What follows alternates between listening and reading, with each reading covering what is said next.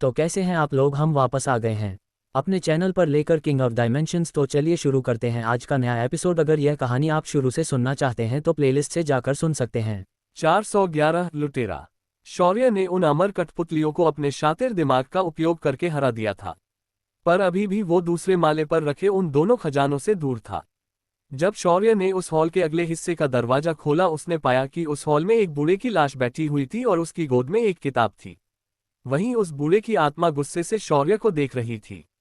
जब शौर्य ने उससे बिल्कुल भी कोई इज्जत नहीं दी तो वो आत्मा भड़क उठी और उसने शौर्य को अपनी धागों जैसी पतली आध्यात्मिक रस्सियों से बांध दिया। शौर्य को क्या हुआ कुछ समझ नहीं आया, पर उसका शरीर अपनी जगह पर जकड़ गया। शौर्य ने उस जाल से निकलने की कोशिश की पर वो नहीं निकल सका। तभी सिस्टर की आवाज उसके दिमाग में गूंजी, होस्ट ऐसे बेवजह हाथ पैर मारना बंद करो। ये आध्यात्मिक ऊर्जा के धागे हैं जिन्हें इस आत्मा ने एक देवता के खून से बनाया है, या कहे कि ये उसका अपना खून है। अगर इससे बाहर निकलना है तो उन धागों की तुम्हें पहले कमजोर करना पड़ेगा। ये सुनकर शौर्य ने छटपटाना बंद किया और शांति से हवा में खड़ा हो गया। वह बूढ़ा शौर्य के चेहरे के एकदम करीब आया और उसने को निहारते हुए कहा, अति उत्तम शरीर। अगर तुम मेरी कठपुतली बन जाते हो तो मैं इस ब्रह्मांड पर अपना आधिपत्य स्थापित कर सकता हूँ। मैंने जीवित इंसानों को कठपुतली बनाने के लिए मैंने अपना शरीर त्यागा है और इन रस्सियों को अपने खून से सींचकर बनाया है। उस पर शौर्य ने मन ही मन सिस्टम से पूछा, सिस्टम इन धागों को कमजोर करो, अगर तुम नहीं कर सकती तो मुझे बताओ क्या करना है। ये सुनकर सिस्टम मुंह फुलाया और बोली, हम भले, जो काम तुम्हें करना है वो मैं क्यों करने लगी। इन धागों को कमजोर तो तुम्हें ही करना पड़ेगा।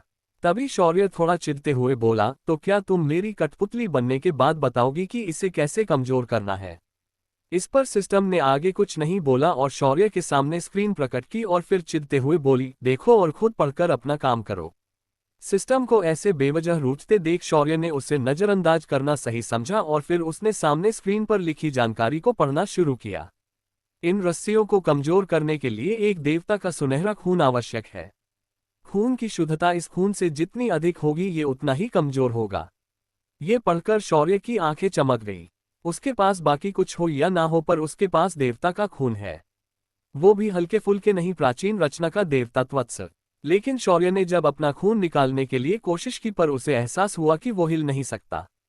उसने अपने सामने आया आत्मा को देखा और उसे और भी अधिक चिढ़ महसूस हुई और उसने उस आत्मा के चेहरे की तरफ थूक कर कहा, बुढ़े, तेरी औकात नहीं है कि तू मुझे कठपुतली बना सके। बस एक बार मेरे हाथ खोल दे, मैं तुझे बताऊंगा कि मैं तेरे साथ क्या कर सकता हूँ। शौर्य ने ये सब तो कहा था, पर मन ही मन वो चंद्रहास को उसके हाथ के उंगली को काटने का आदेश दे रहा था। चंद्रहास इस वक्त शांति से जमीन पर पड़ी थी। जैसे ही शौर्य का आदेश मिला वो तुरंत चमक उठी और शौर्य की ओर बढ़ गई। उस बुढ़े की आत्मा जब चंद्रहास को उन रस्सियों की तरफ आते हुए देखा तो वो हंसते हुए बोला, बच्चे, लगता है तुम्हारे पास अपनी खुद की चेतना वाला एक हथियार है, पर इसका कोई फायदा नहीं। मेरे इन धागों को कोई नहीं काट सकता। पर तभी उस बूढ़े के चेहरे के भाव बदल गए, क्योंकि चंद्रहास ने बिल्कुल भी उन रस्सियों पर हमला नहीं किया। वो सीधा शौर्य की हाथ की दो उंगलियों के बीच से गुजरकर दूसरी ओर निकल गई। अगले ही पल शौर्य के हाथ से सुनहरा खून निकला और उसकी कलाई पर जाकर पहले धागे के ऊपर गिर गया। अगले ही पल उस धागे ने शौर्य के उस सुनहरे खून को सोखना शुरू कर दिया और शौर्य के चेहरे की मुस्कान छू हो गई, क्योंकि अगले ही पल धीरे धीरे शौर्य का खून बाकी धागों में भी समाहित होने लगा और कुछ ही देर में शौर्य ने सभी धागों को कमजोर करके नष्ट कर दिया। जब ये नजारा उस बूढ़े ने देखा तो उसने गुस्से से कहा, असंभव, ये कैसे हो सकता है। बच्चे, तेरे पास ये दैवीय खून कहाँ से आया। पर तभी उसे उसके सवालों का जवाब मिल गया। शौर्य के हाथ से बहने वाला खून सुनहरा था, पर सिर्फ सुनहरा नहीं बल्कि उसके खून से कई गुना अधिक शक्तिशाली और आध्यात्मिक ऊर्जा युक्त था। पर यह देखकर वह बूढ़ा आदमी नाराज नहीं हुआ, पर उल्टा खुश होकर नाचने लगा, बिल्कुल आर्किमिडीज की तरह। उसने फिर शौर्य के खून को निहारते हुए कई बार अपनी गर्दन हाँ में हिलाए और बोला, बच्चे, तुम मेरे शिष्य बन जाओ। उस बूढ़े के वर्तन में आया ये फर्क देखकर शौर्य भी हैरान था। एकदम से उसका वक्त बदल गया, जज्बात बदल गया। कुछ देर पहले उसे अपनी कठपुतली बनाने के उत्सुक आदमी अब अचानक शौर्य को कह रहा था कि शौर्य उसका शिष्य बन जाए। शौर्य ने खुद को उन जालों से मुक्त किया। उसके कुंडलों ने उसके जख्म को तुरंत भर दिया। शौर्य ने चंद्रहास को अपने कंधे पर रखा और फिर उसने उस आत्मा के सिर को दबोच लिया और धीरे से कहा, चाहे कुछ भी हो जाए बुड्ढे, मैं तेरा शिष्य क्या तू खुद मेरा शिष्य आकर बनने की जिद करेगा तो भी मैं तुझे मेरा शिष्य क्या मेरा कुत्ता भी तुझे अपना शिष्य नहीं बनाएगा। शौर्य के हाथ में वह बूढ़ा आदमी छटपटाने लगा, पर शौर्य ने उस पर ध्यान नहीं दिया और उसके सिर में मौजूद सारी स्मृतियों को कॉपी कर लिया। शौर्य के दिमाग में इस बुड्ढे की सारी याददाश्त समा गई, उसका ज्ञान, उसका अनुभव, सब कुछ। पर उसने अपने जीवन के अंत में अपने मरे हुए बेटे को जीवित करने के लिए कई सारे प्रयोग आम इंसानों पर करना शुरू किया। इस दौरान इस बुड्ढे ने कई मासूम लोगों को मारा और उनकी कठपुतली बनाने की कोशिश की। शौर्य ने ये देखा तो उसकी आंखें फड़क उठी। शौर्य ने तुरंत उसे अपने हाथों में दबाकर मारने का निर्णय लिया, पर वो आदमी कौन था? वो एक देवता स्तरीय योद्धा की आत्मा थी। उस बूढ़े ने शौर्य के हाथ से खुद को मुक्त करने के लिए अपने मृत शरीर में बची आखिरी ऊर्जा का आवाहन किया और उस शरीर से एक रोशनी निकली और सीधा शौर्य की ओर बढ़ी। पर शौर्य को अब इस आत्मा के किसी भी हमले से फर्क नहीं पड़ने वाला था। शौर्य ने किसी मक्खी को मारने की तरह इशारा किया और उस रोशनी के उस गोले को दूर उड़ाकर फेंक दिया। शौर्य ने उस बुड्ढे को अपने चेहरे के सामने लाया और ठंडे मगर बेहद डरावने आवाज में कहा, मैं तुम्हें छोड़ भी देता पहले, पर तुम्हें ही मरने की काफी जल्दी है, तो उसमें मैं क्या कर सकता हूँ। अगले ही पल उसकी आत्मा की सारी ऊर्जा शौर्य के हाथ द्वारा सोख ली गई और फिर वह आत्मा धीरे धीरे अनंत में विलीन हो गई। शौर्य ने धीरे से खुद को जमीन पर उतारा और हर तरफ गौर से देखा और पाया कि शेरा और बाकी लोग ठीक थे। शौर्य ने आत्मसंतुष्टि में अपना सिर हिलाया और फिर उस आदमी के शरीर के पास गया। वहां जाकर शौर्य ने उस बूढ़े की गोद में रखी उस किताब को उठाया। उस किताब के बाहरी पन्ने पर लिखा था, दैवीय कठपुतली संधान। शौर्य उसके आगे उसके पन्ने पलटकर कुछ और भी पढ़ना चाहता था, पर अगले ही पल वह किताब उसके सिर में एक रोशनी बनकर घुस गई। किताब का सारा ज्ञान शौर्य की स्मृति में समाहित हो गया। शौर्य ने जब सारी जानकारी को समझा तो उसने खुद से ही कहा, ओह, तो ऐसे कठपुतलियों को बनाया जाता है। फिर उसने अपने डायमेंशन में भेजे हुए उन ऊर्जा हृदयों को निकाला और शेरा की ओर देखते हुए बोला, तुम जाकर उन सभी कठपुतलियां को बाहर से उठाकर लेकर आओ। शौर्य का आदेश मिलते ही शेरा तुरंत बाहर गया और उन अमर कठपुतलियों के शरीरों को अंगूठी में भरकर लेकर आ गया। शेरा ने तुरंत उन्हें शौर्य के सामने रखा। शौर्य ने उन सभी ऊर्जा हृदयों को एक एक करके अपने खून से चिन्हित किया और किताब के जानकारी के अनुसार उसने पहले उस बूढ़े का संबंध उन कठपुतलियों से मिटा दिया और अपना संबंध प्रस्थापित कर दिया। ये सब करते वक्त शौर्य के चेहरे पर एक कुटिल मुस्कान थी। उसके बाद शौर्य ने उन सभी चिन्हित ऊर्जा हृदयों को उन कठपुतलियों में लगा दिया। अगले ही पल उनकी आंखें सुनहरे रंग से चमकने लगी और सभी कठपुतलियां शौर्य के सामने घुटनों पर बैठ गई। ये देखकर शौर्य की मुस्कान और भी चौड़ी हो गई और उसने कहा, शेरा, इस दालन का सबसे बड़ा खजाना हमें मिल गया है। शेरा ने ये सुना तो उसके चेहरे पर कंफ्यूजन के भाव आ गए और बोला, भाई, तेरा मतलब ये लकड़ियां खजाना थी? इस पर शौर्य ने नामे गर्दन हिलाए और बोला, नहीं रे, वो जो किताब थी ना, वो असली खजाना थी। चल, अब हमें आगे चलना चाहिए। शौर्य ने इतना कहा और दोनों लड़कियों के साथ आगे निकलने लगा। तभी उसने उस दालन के बाहर लगे बाकी सभी पेड़ पौधों में से कई सारी औषधि बूटियों को उन लड़कियों के हवाले कर दिया। इससे दोनों लड़कियां कभी खुश हुई, पर अगले ही पल उनका चेहरा बिगड़ गया जब उन्होंने देखा कि शौर्य ने उस पूरे के पूरे घर को गायब कर दिया। दोनों लड़कियों ने मन ही मन कहा, लुटेरा। शौर्य ने वहां से बाहर आकर दूसरे मुख्य खजाने की ओर बढ़ना शुरू कर दिया।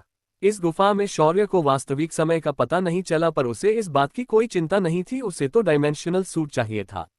शौर्य ने इस बार शॉर्टकट या कम खतरे का रास्ता नहीं चुना, उसने सीधा आगे बढ़ना जारी रखा और अपनी कठपुतलियों को काम पर लगा दिया। इस कठपुतली संधान ग्रंथ को उस बुड्ढे ने अच्छे से नहीं समझा था, पर शौर्य के दिमाग में वो पानी की तरह घुल गया था।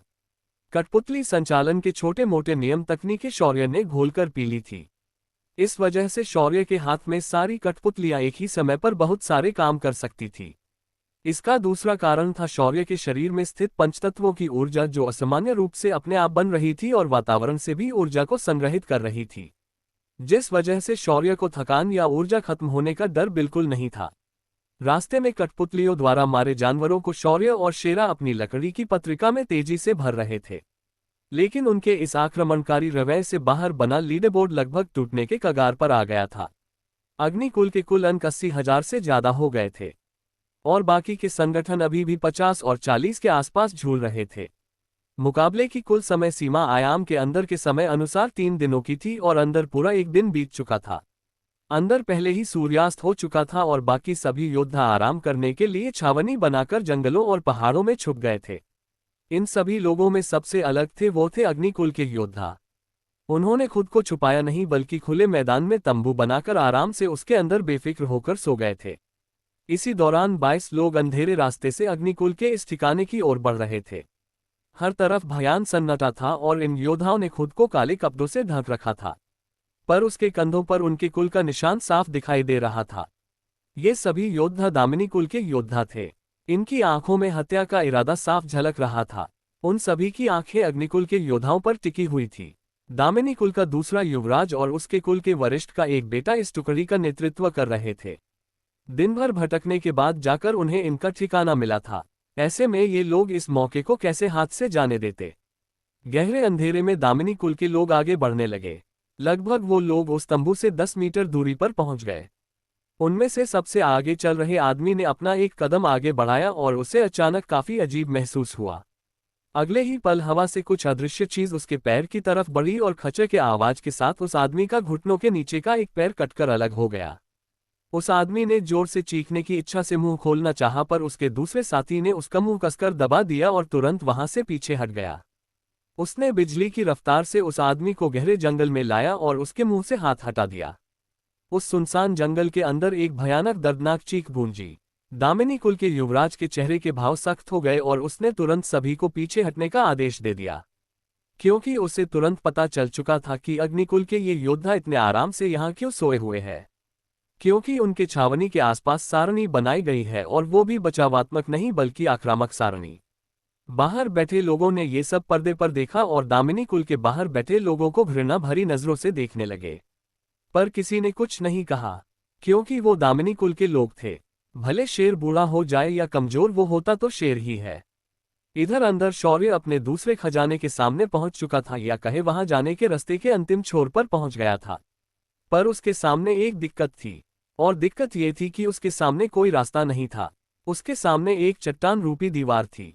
शौर्य ने उस दीवार को तोड़ने की कोशिश की, पर वो दीवार टूटी नहीं। तब शौर्य थोड़ा सीरियस हो गया और उसने अपनी पूरी ताकत लगाकर उस दीवार पर हमला कर दिया। फिर भी दीवार टस से मस नहीं हुई। शौर्य को काफी हैरान महसूस हुई। तभी सिस्टम की आवाज उसके कान में बजी, होस्ट, वो दीवार टूट नहीं सकती, क्योंकि सच कहूं तो वहां कोई दीवार है ही नहीं।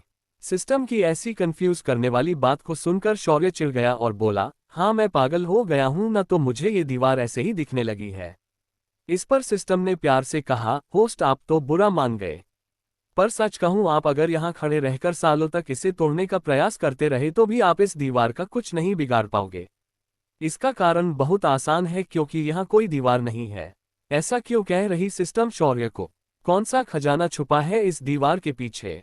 क्या शौर्य उसे निकाल पाएगा? 412 अग्नि अश्वों से बातचीत। शौर्य ने कठपुतलियों के संधान का ग्रंथ प्राप्त कर लिया था और उन अमर कठपुतलियों को अपना अधीन बना लिया था। शौर्य जब रास्ते में आई हर मुसीबत का सामना करते हुए दूसरे खजाने के पास पहुंचा, उसे वहां उस जगह जाने के लिए एक दीवार का सामना करना पड़ा। शौर्य ने हर तरह के हमले किए और उस दीवार को तोड़ने की कोशिश की, पर वो दीवार टस से मस नहीं हुई। जब सिस्टम ने शौर्य को समझाया कि वहां कोई दीवार है ही नहीं, तो शौर्य को उसकी बात समझ में नहीं आई। आखिर में परेशान होकर शौर्य ने अपने बाहुबल का प्रयोग करने की सोची और अपनी संपूर्ण शक्तियों को एकत्रित करके उस दीवार पर अपना घूंसा दे मारा। पर उसके घूंसा मारते ही ऐसा कुछ हुआ जिसे देखकर शौर्य, शेरा और दोनों लड़कियां हक्का बक्का रह गई। जैसे ही शौर्य का घूंसा दीवार से टकराया, शौर्य का घूंसा उस दीवार को छुए बिना सीधा उसके आर पार हो गया, और अपने बल के प्रभाव के कारण शौर्य भी सीधा उस दीवार को पार करते हुए अंदर जा गिरा। शौर्य को ऐसे बिना दीवार को तोड़े ही उसके अंदर समा जाने पर शेरा और बाकी दोनों लड़कियां हैरान हो गई। इधर शौर्य इस अचानक हुए बदलाव के कारण खुद को संभाल नहीं पाया और औंधे मुंह अंदर आकर फर्श पर गिर गया। शौर्य का चेहरा फर्श पर सीधा रगड़ खा गया और उसके दोनों पैर पीछे से ऊपर उठ गए। उसकी ये हालत अगर किसी ने देखी होती तो वो अब तक पेट पकड़कर हंसना शुरू कर दिया होता, और हुआ भी ऐसा ही। सिस्टम और चंद्रहास ने इसे देखा और दोनों की दोनों पेट पकड़कर हंसने लगी। उनके हंसने की किलकारियां शौर्य के चेतना सागर में गूंज उठी। शौर्य ने तुरंत खुद को संभाला और सीधा खड़ा हो गया। उसने अपने कपड़े झटके और मन ही मन दोनों लड़कियों से कहा, अब हंसना बंद करो, कभी गलती से मिस्टेक हो जाती है। शौर्य की बात सुनकर दोनों ने हंसना बंद किया, मगर अभी भी उनके मुंह से फूस-फूस की आवाजें निकल रही थी। शौर्य ने उन्हें बिल्कुल नजरअंदाज किया और कमरे का जायजा लेने लगा। कमरा पूरी तरह से अंधेरे से भरा हुआ था, पर शौर्य ने दालन को चुराते वक्त, मतलब उठाते वक्त, या कहे कि उसे अपना बनाते वक्त, वहां ऊपर छत पर लगे उन चमकदार पत्थरों को भी निकाल लिया था। शौर्य ने उनमें से एक पत्थर को छत पर फेंका और वो छत में जाकर धंस गया। वहां तुरंत उजाला फैल गया। उजाले के फैलते ही शौर्य ने अपने सामने देखा कि उसके सामने हवा में एक कड़ा तैर रहा था, जिसके अंदर से काली रोशनी निकल रही थी। उस कड़े की सतह बिल्कुल काली थी और उसके अदन की आभा बहुत ही शक्तिशाली महसूस हो रही थी। शौर्य ने सिस्टम की मदद से उसकी जानकारी लेने की कोशिश की तो सिस्टम ने तुरंत स्क्रीन प्रकट की और उसकी जानकारी को बताना शुरू किया। वस्तु: कृष्णविवर कड़ा। ये आयामी शक्तियों से बना हुआ कड़ा है।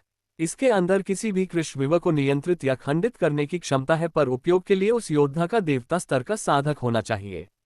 शौर्य ने अपने दिमाग पर जोर डाला और कहा, तो ये कड़ा ब्लैक होल बना सकता है। इतनी शक्तिशाली वस्तु के मिलने के बाद शौर्य काफी खुश हो गया और उसने उस कड़े को अपनी अंगूठी में डाल लिया। उसे पता था कि वो देवता स्तर का साधक नहीं है, इसीलिए उसने उसे अपनी अंगूठी में रखना बेहतर समझा। शौर्य ने उसके बाद कमरे का अच्छी तरह से जायजा लिया और हर उस दीवार को छूकर देखा। उसे फिर एक बार पहले जैसी गलती को दोहराने की कोई इच्छा नहीं थी। शौर्य के साथ वैसी घटना होने का कारण भी वो खुद ही था। असल में वो दीवार एक आयामी छलावा था, इसीलिए सिस्टम उसे बार बार चेतावनी दे रही थी कि वहां कोई दीवार नहीं है। इसका कारण बेहद सरल था कि उस छलावे के कारण शौर्य को वो दीवार असली लग रही थी और उसकी दिव्य दृष्टि भी उसे यही बता रही थी। शौर्य ने इसलिए उसे हाथ से छुए बिना ही उस पर दूर से ही हमले करना शुरू कर दिया। लेकिन जैसे ही उसने उसे छुआ वो हैरान और परेशान हो गया, क्योंकि वो उस दीवार के आर पार निकल गया था। इधर बाहर खड़े शेरा ने लड़कियों को साथ किया और उस दीवार को छूकर देखा और उसका हाथ दीवार के आर पार चला गया तो वो भी तुरंत उस कमरे में दाखिल हुआ। शेरा के आने तक शौर्य ने उस कड़े को उठा लिया था और शौर्य इस वक्त उनके सामने हर उस दीवार को छूकर देख रहा था। पर इस बार शौर्य को कोई अजीब चीज महसूस नहीं हुई। तभी उसकी कानों पर शेरा की आवाज पड़ी, भाई अपन को तो ये कमरा खाली लग रहा है, लगता है अपन लोग लेट हो गए। इस पर शौर्य ने हाँ में सिर हिलाया और शेरा को उन लड़कियों के सामने कुछ नहीं कहा और वहां से बाहर निकल गया। शौर्य का अगला पड़ाव तीसरा माला था। इधर बाहर आधी रात हो चुकी थी और अब लगभग सभी दल घोड़े बेचकर सो गए थे। हर तरफ सन्नाटा छाया हुआ था। तभी अग्निकुल के खेमे में हल्की हलचल हुई। एक योद्धा ने धीरे से अजीब आवाज निकाली और सभी योद्धाओं ने धीरे से आंखें खोली। उसके बाद सभी अग्निकुल के योद्धा तुरंत तैयार हो गए और चुपचाप गहरे जंगल में निकल गए। इधर शौर्य, जिसे वक्त का बिल्कुल भी अंदाजा नहीं था, उसने आखिरकार एक जगह रुकने के बारे में सोचा और एक बड़ी सुरंग को ढूंढकर वहां वह चमकीला रत्न छत पर लगाकर उजाला किया और सभी लोगों के साथ बैठकर आराम करने लगा। इस दौरान शौर्य और शेरा ने अपनी बातचीत शुरू की।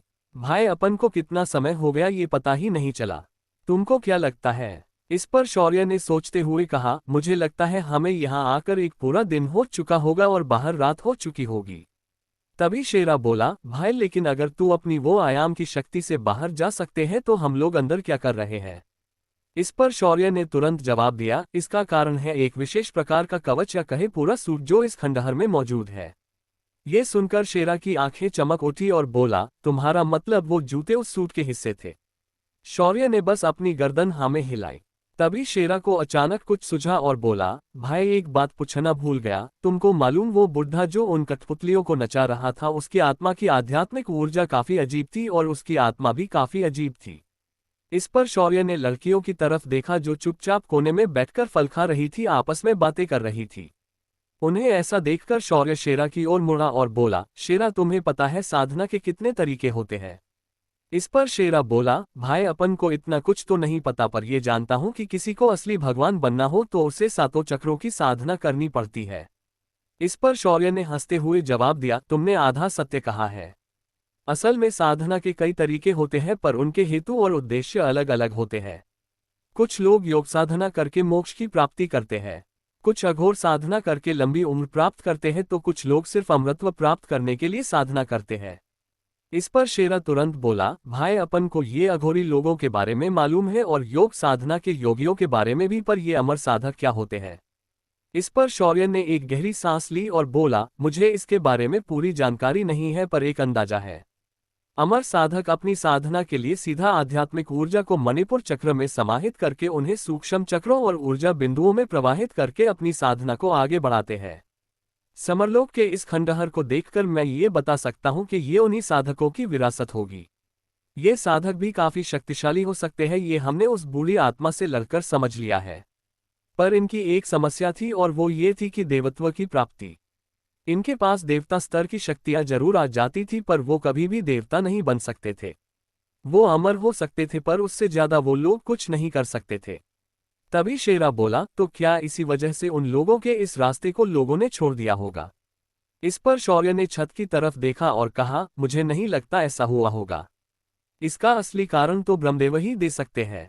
शेरा ने मुंह बनाते हुए कहा, अब इस झमेले में ब्रह्मदेव कैसे आ गए? इस पर शौर्य ने हंसते हुए कहा, वो तो आएंगे ही क्योंकि उनके पास सृजन की क्षमता है और वो ऐसे ही बैठे बैठे दुनियाएं बनाते हैं और फिर वहां मुसीबत आ जाए तो उसकी जिम्मेदारी भगवान विष्णु और भगवान शिव को दे देते हैं। उसके बाद ये दोनों अलग अलग शक्तियों को बनाकर यहाँ भेजते हैं, एक दैवीय योजना का जन्म हो जाता है। तभी शेरा बोला, अपन को जहां तक मालूम है तू वाइल्ड कार्ड एंट्री है, क्योंकि किसी को भी इसकी उम्मीद नहीं थी कि तू आ जाएगा। सुनकर शौर्य हंसने लगा और बोला, हाँ तुमने सही कहा, मेरी एंट्री वाइल्ड कार्ड एंट्री ही है, क्योंकि पृथ्वी के युगों युगों के चक्र में एक बार भी भैरव की अगली विरासत किसी को प्राप्त हुई ही नहीं थी। वो तो मैं गलती से वहां गिर गया जहां इस विरासत और डायमेंशन के उस गोले को छोड़ रखा था। तभी शेरा भी बोला, इसीलिए तो तू बिल्कुल भी भैरव की तरह नहीं है।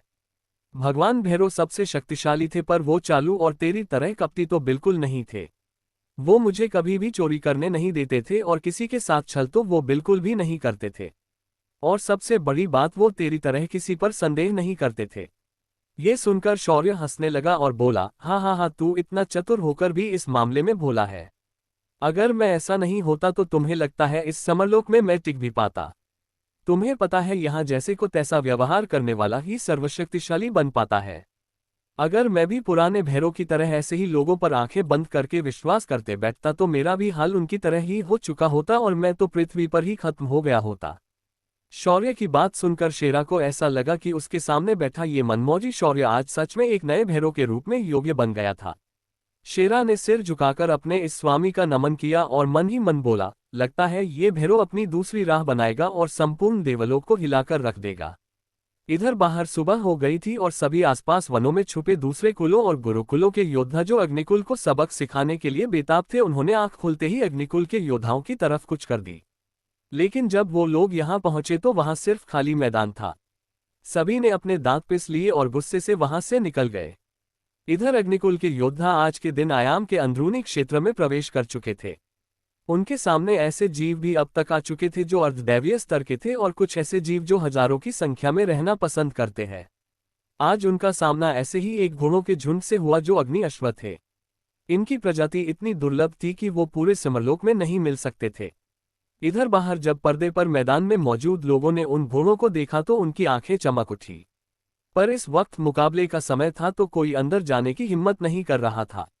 वहीं अग्निकुल के योद्धाओं ने भी उन अग्नि अश्वों को देखा और उनकी आंखें हैरानी से कांप उठी। ये अश्व बहुत ही शक्तिशाली और दुर्लभ थे, साथ ही इनकी क्षमताएं बाकी अश्वों से काफी अलग थी। तभी अग्निकुल के प्रमुख योद्धा के जेब में रखा संचार मोती हिलने लगा तो उसने उसे एक कोने में जाकर बाहर निकाला। दूसरी तरफ से उसे आवाज सुनाई दी, मैं अग्निकुल का सेनापति समर तुम्हें आदेश देता हूं कि इन अश्वों को कैद कर लो और उन्हें मारने की हिम्मत भी मत करना। ये सुनकर उस प्रमुख ने तुरंत जवाब दिया, जी महामहिम। इधर खुद के लिए महामहिम सुनकर समर का सीना चौड़ा हो गया। उसे अभी अभी सम्राट ने उन अश्वों की सारी विशेषताएं समझाई थी और उसने तुरंत अपने पास के संचार मोती से उस दल प्रमुख को संपर्क करके आगाह किया। दल प्रमुख ने जैसे ही सेनापति की आज्ञा प्राप्त की उसने तुरंत ही अपने साथियों के साथ कुछ बात की और वो एक कदम आगे बढ़कर उन सभी अश्व के सामने आए और दल प्रमुख ने ऊंची आवाज में कहा, मैं यहाँ तुमसे युद्ध करने नहीं आया हूँ, मुझे तुम्हारे कबीले के प्रमुख से बात करनी है। जब दल प्रमुख की आवाज गूंजी तो सभी अश्वों ने रास्ता बनाया और उसे आगे जाने का इशारा किया। उस दल प्रमुख के सामने एक अश्व खड़ा था जो दिखने में बहुत ही खूबसूरत था, पर उसके गर्दन पर बाल नहीं थे बल्कि ऊंची ऊंची आंख की लपटें थी। उसके सिर पर सींग थे और उसकी आंखें गहरी और डरावनी थी। उस कबीले के प्रमुख अश्व को देखकर दल प्रमुख जरा भी नहीं घबराया और बोला, मैं अग्निकुल का दल प्रमुख अग्निदेव की शपथ लेकर कहता हूं कि मैं यहाँ आपसे सिर्फ बातचीत और सहयोग की अपेक्षा से आया हूं। मुझे आपसे बिल्कुल भी कोई शत्रुता नहीं है। मैं बस यहाँ हमारे सेनापति का संदेश लेकर यहाँ आया हूँ। उसकी बात खत्म होते ही उस घोड़े ने चिंघाड़ने की आवाज निकाली और बोला, मनुष्य प्राणी, तुमने अग्निदेव की शपथ ली है तो मैं तुम्हारी बात सुनना चाहूंगा। कहो, क्या संदेश दिया है तुम्हारे सेनापति ने? इस सवाल पर दल प्रमुख ने अपना सीना फुलाया और बोला, हमारे सेनापति का कहना है कि हम एक ही कुल और एक ही आराध्य के भक्त हैं। इस आधार पर हम आपसी सहयोग की अपेक्षा करते हैं। इस सहयोग के बदले अग्नि अश्व के जाति के सभी अश्वों को उचित संसाधन दिए जाएंगे और साथ ही उन्हें स्वातंत्र्य भी दिया जाएगा। आपको बस हमारे योद्धाओं का वहां बनना होगा। इसके साथ ही आपको हमारे युवराज शौर्य अग्निहोत्री उचित पुरस्कार भी देंगे। ये सुनकर अग्नि अश्व के कबीले के प्रमुख अश्व ने अपनी नाक की नथुनों को सिकुड़ा और गुस्से से कहा, तुम भले ही एक अग्नि वंश से संबंधित हो पर तुम कभी भी हमारे जितना अग्निदेव के करीब नहीं जा सकते। तुम्हारी रक्तरेखा भी काफी धूमिल है, जिस वजह से हम तुम जैसे निचले दर्जे के प्राणी का स्वामित्व नहीं स्वीकार कर सकते। जाकर अपने युवराज से कह देना कि अग्नि अश्व कबीले का ये प्रमुख उसके स्वामित्व को ठुकराता है। ये सुनकर सेनापति का चेहरा उतर गया, यार उसके कंधे लटक गए। वो चुपचाप अपनी जगह पर वापस आया और उसने संचार मूर्ति को सक्रिय किया। तभी उसे दूसरी तरफ से आवाज आई, कोई समस्या दल प्रमुख? किससे संपर्क बनाया था दल प्रमुख ने? क्या शौर्य तीसरे माले की चुनौती पार कर पाएगा? क्या दल प्रमुख अग्नि अश्व को अपने दल में शामिल कर देगा? 413 शौर्य का कमाल। शौर्य अपने तीसरे माले के सफर पर निकल चुका था। वहीं दूसरी ओर अग्निकुल के योद्धा इस वक्त अग्नि अश्वों के सामने खड़े थे और उन्होंने उनके सामने अग्निकुल के साथ मिलने का प्रस्ताव रखा था। पर अग्नि अश्वों के कबीले के प्रमुख अश्व ने युवराज से बात करने की बात कही, जिस पर दल प्रमुख ने अपने संचार मोती से संदेश भेजा और दूसरी तरफ से आवाज आई, बोलो दल प्रमुख, क्या बात है? ये आवाज सुनकर दल प्रमुख की आंखें चमक गई और उसने जल्दी जल्दी बोलना शुरू किया। युवराज, हम लोग यहाँ अग्नि अश्व के सामने खड़े हैं और हमने उनके साथ सहयोग की बातचीत की, पर उनके प्रमुख का कहना है कि वो आपसे बात करना चाहते हैं। ये सुनकर दूसरी तरफ से आवाज आए, जहां हो वहीं रुको, मैं अभी आ रहा हूं। आवाज करते ही सेनापति के बगल में स्पेस में दरार खुली और उसमें से एक सुंदर और सुडौल युवक बाहर निकला। अब इतना हैंडसम तो एक ही था, अपना शौर्य। शौर्य ने बाहर आते ही अपने सामने हजारों की संख्या में अग्नि अश्वों को देखा। पर बाहर जो लोग इस नज़ारे को पर्दे पर देख रहे थे, जब उन्होंने शौर्य को ऐसे स्पेस की दरार से बाहर आते हुए देखा तो उन्होंने शोर मचाना शुरू किया। हे भगवान, अग्निकुल का युवराज आयाम तत्व पर स्वामित्व प्राप्त कर चुका है। देखो, उसकी उम्र अभी 20 साल भी नहीं है और वो इस तत्व पर इस हद तक नियंत्रण प्राप्त कर चुका है। तभी जवान लड़की ने ऊंची आवाज में कहा, अगर युवराज शौर्य इस मुकाबले को पहले स्थान से जीत जाते हैं तो मैं उनकी दासी बनने के लिए तैयार हूं। वहीं एक और लड़की ने जोर से कहा, युवराज शौर्य, चाहे जमाना कितना भी आपके विरुद्ध जाए, मेरे लिए आप ही मेरे राजकुमार होंगे जो इन अग्नि अश्वों के साथ आएंगे और मुझे ले जाएंगे। उस लड़की की पागलपन भरी बातें सुनकर एक पल के लिए सभी लोगों की नजरें सिम्हाकुल के उस युवती पर गई और उन्होंने देखा कि बेहद खूबसूरत युवती ये सब शौर्य से कह रही थी। इसके बाद तो लड़कियों के चिल्लाने की बाढ़ आ गई और एक के बाद एक सुंदर बदसूरत लड़कियां सिर्फ शौर्य के लिए चिल्लाने लगीं। इसका कारण काफी सरल था। शौर्य जहां प्रकट हुआ था वहां उस स्थान का मुख्य संचार मोती लगाया गया था और शौर्य को सभी लड़कियां एकदम नजदीक से देख पा रही थी। मैदान में मौजूद महिलाओं और लड़कियों का ऐसा प्रभावित होते देखकर वहां उपस्थित लड़कों के दिलों पर खंजर चल रहा था। तभी शाश्वती ने अपनी बगल में बैठी इंदुजा और रेवा को देखा और बोली, इन लड़कियों को क्या लगता है हमारा पति इनकी जैसी लड़कियों के लिए पागल हो जाएगा? तभी रेवा ने धीमी आवाज में कहा, दीदी, फिर भी मुझे लगता है कि शौर्य के वापस आने के बाद हमें उसकी नजर उतारनी चाहिए। आपने देखा ना उन लड़कियों की नजरें कैसे थी। शौर्य को स्पेस की दरार से वहां प्रकट होते देखकर उस अश्व के कबीले के प्रमुख अश्वन ने आगे आते हुए शौर्य को नीची नजरों से देखा और बोला, तुम्हारी रक्तरेखा भी अग्निकुल के बाकी लोगों की तरह अशुद्ध है। हम तुम्हारा स्वामित्व अब तो बिल्कुल स्वीकार नहीं करेंगे। ये सुनकर सभी अग्निकुल के योद्धाओं ने सिर झुका लिया।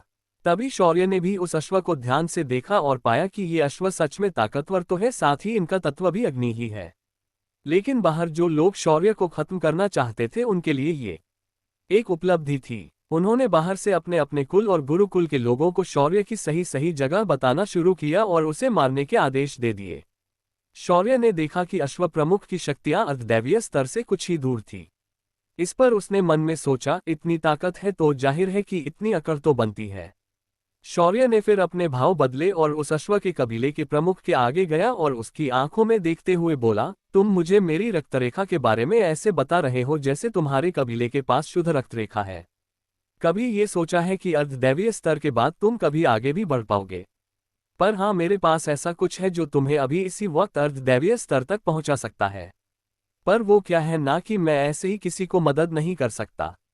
अब तुम मुझे सोचकर बताओ कि तुम्हें तुम्हारी शक्तियां बढ़ानी है या ऐसे ही स्वर्ग स्तर पर रहना है। ये सुनकर उस कबीले के प्रमुख अश्व की आंखें चमक गई, क्योंकि इस दुनिया में शक्ति सब कुछ है और जिस स्तर पर तुम हो उससे आगे जाने की सुप्त इच्छा तुम्हारे मन में हमेशा बनी रहती है, पर अगर तुम उसी जगह अटक जाते हो तो तुम आगे नहीं बढ़ सकते। और जब तुम लंबे समय तक आगे नहीं बढ़ पाते तो यही सुप्त इच्छा तुम्हारे मन में घर करने लगती है और तुम्हें बार बार आगे बढ़ने के लिए उत्तेजित करने लगती है। ऐसा ही कुछ इस अश्व प्रमुख के साथ भी था। जैसे ही उसने सुना कि उसकी शक्तियां अगले स्तर तक पहुंच सकती है, उसने अपने मुंह से खिलखिलाने की आवाज निकाली और बोला, अग्निकुल के मानव, अगर तुम मुझे अगले स्तर तक पहुंचा देते हो तो मैं मेरे कबीले के कुछ घोड़े तुम्हारी कुल की सेवा में भेज सकता हूं। इस पर शौर्य ने उसे देखा और उबासी लेते हुए बोला, नहीं भाई, ऐसा नहीं चलेगा। मुझे तुम और तुम्हारा ये पूरा कबीला मेरे कुल के लिए चाहिए। और हाँ, मैं तुम्हारी आज़ादी पर तनिक भी आंच आने नहीं दूंगा। तुम और तुम्हारा ये कबीला सिर्फ जरूरत के समय पर हमारी मदद करेगा। अन्य समय तुम आज़ाद हो और साथ ही तुम्हें ऐसी जगह दी जाएगी जो इस जगह से कई गुना बेहतर है। वहां तुम्हें आध्यात्मिक घास, आध्यात्मिक खाना और सब कुछ मिल सकता है। ये सुनकर उस अश्व कबीले के प्रमुख की आंखें थोड़ी सिकुड़ गई और बोला, ऐसे वचन तो मुझसे मिलने वाला हर कोई करता है पर कोई बाद में निभाता नहीं। ये सुनकर शौर्य ने उस घोड़े के सिर पर हाथ रखा और अगले ही पल दोनों गायब हो गए। इस वक्त दोनों भी शौर्य के डायमेंशन स्पेस में थे। यहां आने के बाद शौर्य ने उसे हर तरफ का नजारा दिखाया और बोला, अब बताओ ये जगह कैसी लगी? क्या इस जगह में मैंने जो बताया और जो यहाँ है उसमें कोई अंतर है? शौर्य के सवाल पूछने पर भी वो अश्व कुछ नहीं बोला। उस अश्व की नज़र अपने सामने के नज़ारे पर टिकी हुई थी। दूर दूर तक फैले आध्यात्मिक ऊर्जा से भरपूर घास के मैदान, बड़े बड़े पेड़, घने जंगल और साथ ही अलग अलग प्रजाति के जानवर। लेकिन सबसे हैरान करने वाली बात यह थी कि ये सभी जानवर बिल्कुल भी आपस में लड़ नहीं रहे थे। जब उसकी नज़र घास के मैदान में चारा खा रही भेड़ों पर पड़ी तो उसे अपने विशेष तत्व के अश्व होने पर शर्म आ गई। उसके सामने घास खा रही मामूली सी भेड़ें इस वक्त महारथी स्तर पर थी।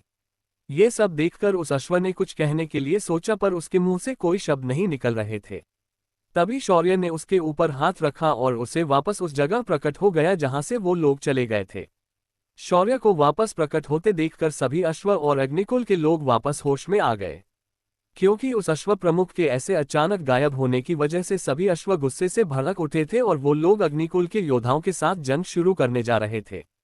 अश्व कबीले के प्रमुख घोड़े ने बाहर आते ही गहरी सांस छोड़ी और फिर शौर्य को देखकर बोला, मुझे मंजूर है आपके कुल की सेवा। मेरा पूरा अश्व कबीला आपका वाहन बनने के लिए तैयार है। ये सुनकर सभी बाहर बैठे लोग जो इसे पर्दे पर देख रहे थे हैरान हो गए। ऐसा क्या किया था शौर्य ने इन कुछ पलों में?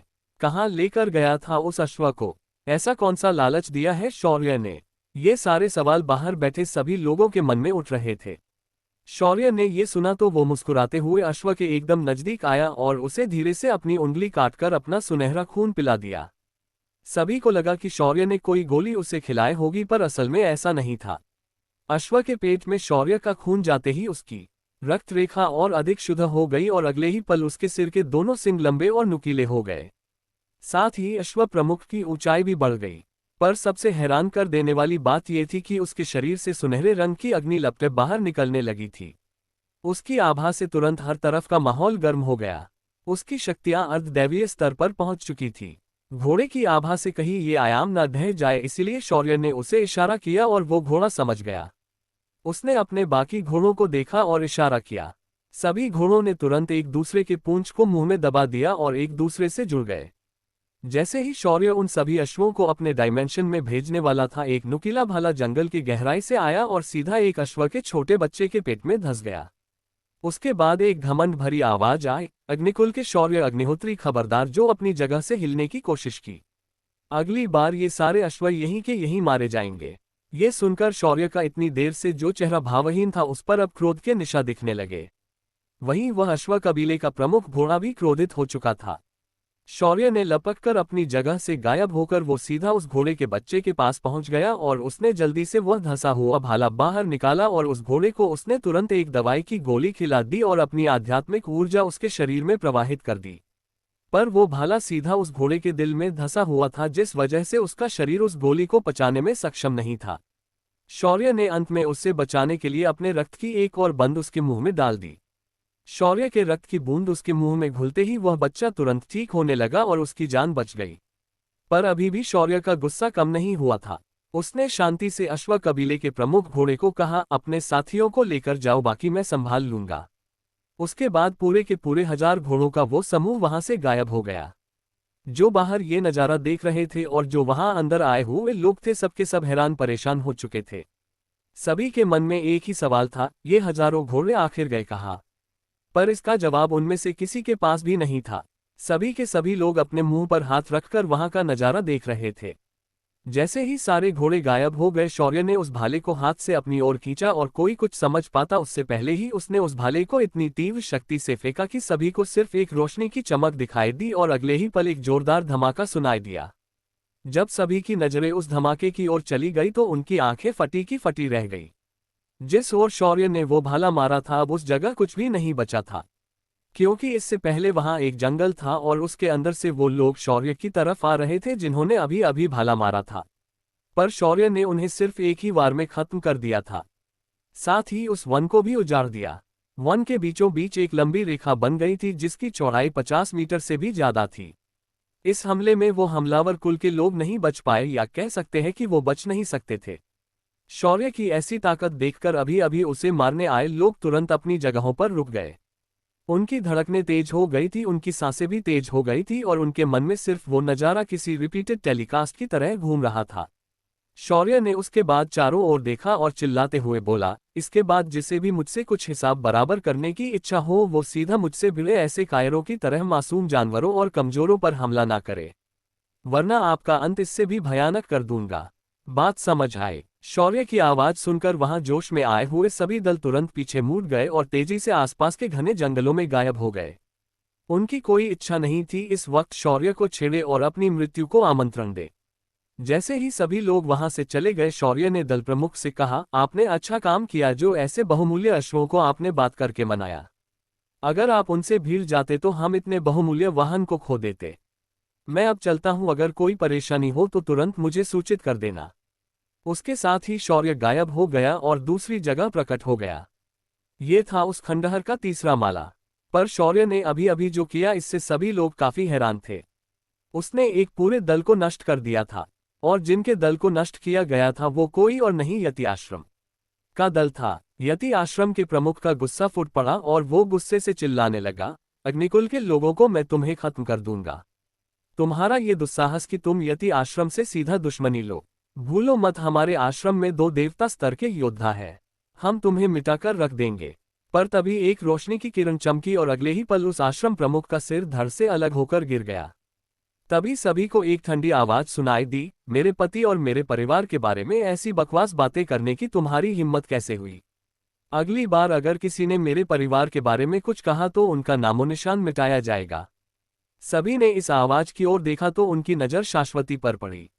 वो लोग जो इतनी देर तक उसकी सुंदरता पर मोहित हो चुके थे पर अब उसकी बर्बरता देखकर डर गए थे। इधर शौर्य ने अंदर आते ही तीसरे माले पर प्रवेश किया और आगे बढ़ने लगा। तीसरे माले पर उसे कोई समस्या नहीं हुई और वो सीधा खजाने के सामने पहुंच गया। पर यह खजाना डायमेंशनल सूट का हिस्सा नहीं था, बल्कि ये खजाने थे 2 अजीब से काले और सफेद रंग के टुकड़े। शौर्य ने अपने नक्शे में देखा था कि तीसरे माले पर उसे 3 खजाने मिलने वाले हैं, और इस वक्त उसके सामने पड़े 2 अलग अलग टुकड़े असल में वो पहला खजाना थे। क्या राज है इन 2 तरह के टुकड़ों के खजाने का? क्या शौर्य इस माले पर किसी और नई मुसीबत में फंस जाएगा?